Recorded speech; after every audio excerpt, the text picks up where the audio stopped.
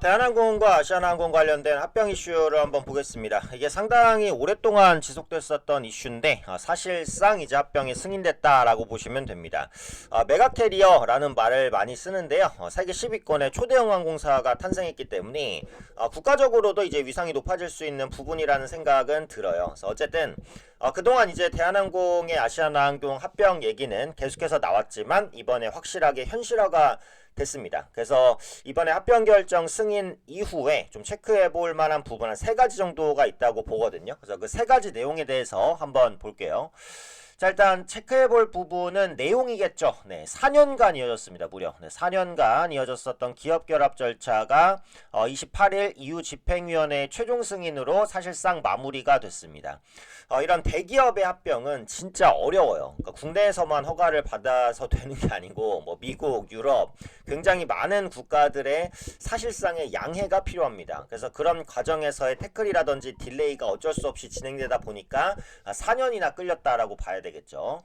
합병 일지를 보면 이게 이제 2019년 7월부터 시작이 돼요. 금호산업의 아시아나항공 매각 입찰 공고부터 시작해서 2020년 말에 대한항공의 아시아나항공 통합 결정이 딱 이루어집니다. 그러니까 지금이 딱 4년 정도 됐다라는 거죠. 기업 결합 신고, 조건부 승인, 미국 법무부도 거치고 유럽, 영국, 그리고 일본 다 거쳐야 됩니다. 이렇게 이제 다 거쳐서 조건부 승인.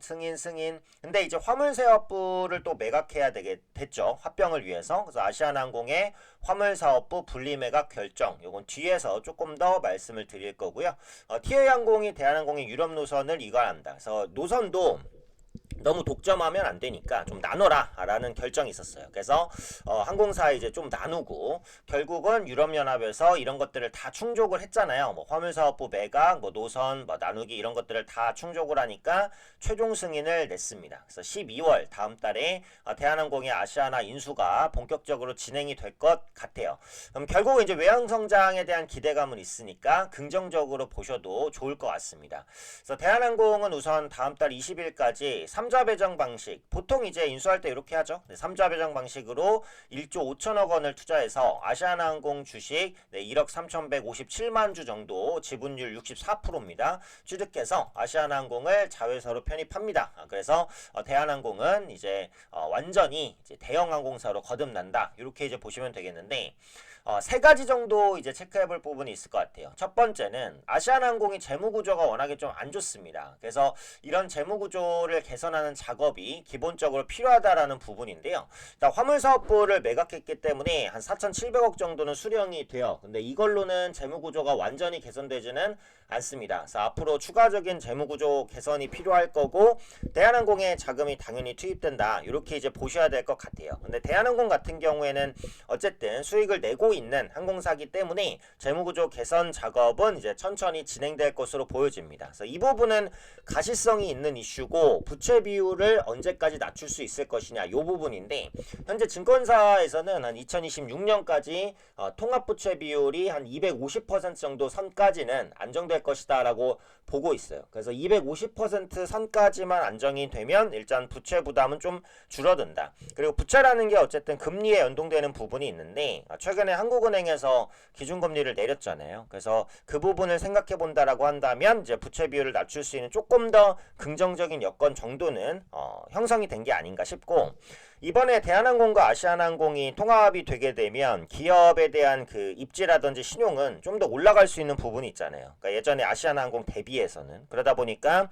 뭐 조달금리 하락이라든지 이렇게 메리트를 가져갈 수 있는 부분은 아시아나항공 입장에서는 충분히 있다라고 생각을 합니다. 물론 대한항공 입장에서도 아시아나항공의 재무구조 개선을 시켜줘야 되는 입장이긴 하지만 외형 성장에 대한 기대감은 충분히 가져갈 수 있다. 이렇게 보는 거고요. 자, 두 번째 요게 있어요. 마일리지 통합 문제. 그 해외여행이나 뭐 출장 많이 다니시는 분들은 마일리지 많이 쌓으신 분들도 계실 텐데 일반적으로는 대한항공의 마일리지가 아시아나항공 마일리지보다는 좀 더 높은 가치로 평가받기는 합니다. 그래서 이걸 1대1로 바꿔주는 게 맞느냐, 아시아나항공의 마일리지를 대한항공의 마일리지로 바꿔줘야 되는데 이거 1대1로 바꿔주는 게 맞느냐 이런 논란이 있을 수 있어요. 근데 1대1로 안 바꿔주면 또 아시아나항공 마일리지 가진 분들 입장에서는 또 불만일 수도 있거든요. 그래서 이런 부분들의 통합 과정이 필요할 것 같아요. 시간이 좀 걸리긴 하겠지만 뭐 논의 논의를 거쳐서 진행할 내용인데 체크포인트 중에 하나라고는 보지만 그렇게 큰 영향을 미칠 이슈라고는 보지 않으니까 이런 부분들이 좀 원만하게 진행되는지는 한번 보실 필요가 있을 것 같고요. 끝으로 이제 항공주의 전망입니다. 그러니까 항공주는 결국은 해외여행이나 이런 부분에 대한 수요가 많이 작용을 하지만 무역도 영향을 미치고 유가라든지 환율 이런 부분들도 영향을 미쳐요. 일단 해외 여객이라든지 국내 여객 수요는 좋습니다. 그죠? 꾸준하게 개선이 되고 있으니까 좋은데 트럼프 정부가 출범하면서 보호무역을 강화하잖아요. 그러면은 글로벌 이제 무역이 조금 악화가 될 수도 있어요. 그래서 무역이라는 것은 이제 배로 주로 하긴 하지만 항공기로도 하죠. 네, 항공 화물이라는 게 또 있기는 하니까. 물론 이제 아시아나항공이 항공 화물 부분을 매각하기는 했지만 통합 대한항공도 항공 화물 부분을 영유하는 건 맞기 때문에 이런 부분에 따른 영향이 조금 있을 수도 있으니까 추이를 보셔야 될 것 같고 유가는 낮은 게 좋습니다. 그죠? 기본적으로 유가는 낮은 게 좋은데 지금 국제유가가 이스라엘이라든지 이런 지역의 종전 기대감 이런 것들로 그래서 휴전 협상이 이루어지긴 했잖아요. 그래서 많이 하향 안정화가 돼 있어요. 그래서 WTI 기준으로 70달러선 아래에서 현재 배럴당 움직이고 있는 모습이기 때문에 유가에 대한 부담은 그렇게 크지 않다라고 보고 다만 환율이 좀 높아요. 그죠? 원달러 환율이 1394원 정도에서 현재 기준으로 움직이고 있기 때문에 환율이 올라가게 되면 아무래도 이제 비용 부담이 좀 발생을 할 가능성은 있습니다. 그래서 유가와 환율이 약간 반반의 영향 그리고 항공화물과 여객이 약간 반반의 영향이에요. 그래서 호재와 악재가 조금 있는데 여기서 원달러 환율이 조금만 안정돼주면 거시적인 여건은 좋아진다. 근데 또 비용의 가장 중요한 유가가 낮은 수준을 유지하고 있으니까 그 부분이 고환율을 어느 정도는 좀 상쇄시켜 줄 수 있지 않을까 이 정도의 생각은 있습니다.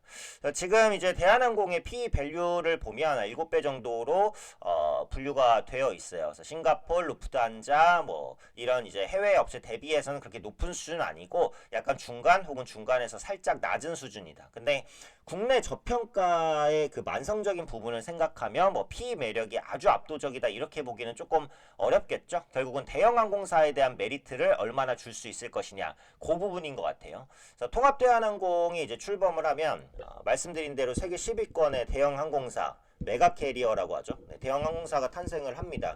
그래서 올해 3분기 말 기준으로 여객기가 135대, 화물기 23대, 총 158대 항공기를 보유하고 있고 아시아나항공은 매각 중인 화물 부분을 제외하고 여객기 68대를 가지고 있으니까 상당한 대형사라고 볼 수 있겠죠.